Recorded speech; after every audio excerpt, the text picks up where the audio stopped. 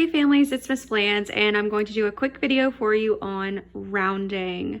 I have two examples. We're going to round to the nearest tens place and to the nearest hundreds place. So when we're rounding, going to the nearest 10, you need to underline the place that you are rounding to. So I'm underlining the 8 because we are rounding to the nearest tens place. The 8 is in the tens place. So underline your place, circle what is beside it, which is a 9.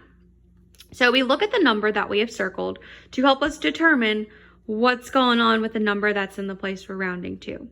We have a saying, if the number you circled is 5 and above, we give the number a shove. If the number is 4 and below, we let it go. I've circled a 9. 9 is 5 and above, so it's going to give this 8 a shove. So that means that 8 will turn into 9. So we keep our 1 the same.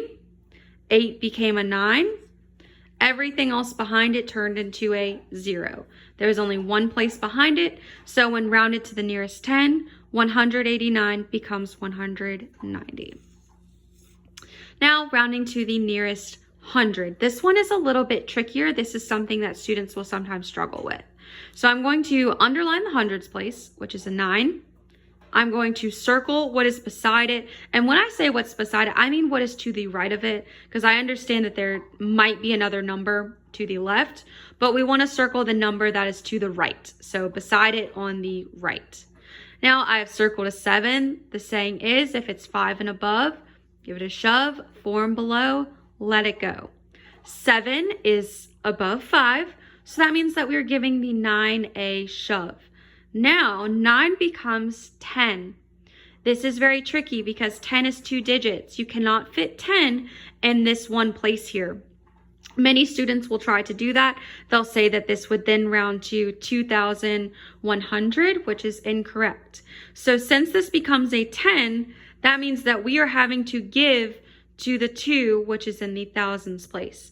I'm going to show you a way that I broke this down last year. It seemed to work for students. I haven't personally seen anyone else do this, but I'm going to try it again because I think it seemed to help them understand.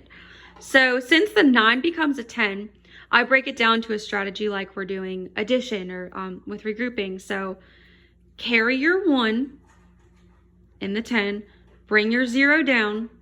Just remember, everything else turns into a 0. Pull that comma. 2 plus 1 is 3. So then it becomes 3,000. This might not work for everyone. This seemed to help some students last year. Just an easier way of breaking it down because, again, we can't fit 10 in this one place. 2 digits can't fit there, so we have to give to our thousands place. So this was just me trying to break that down and show that because this is something that's tricky for students. And that's it on rounding.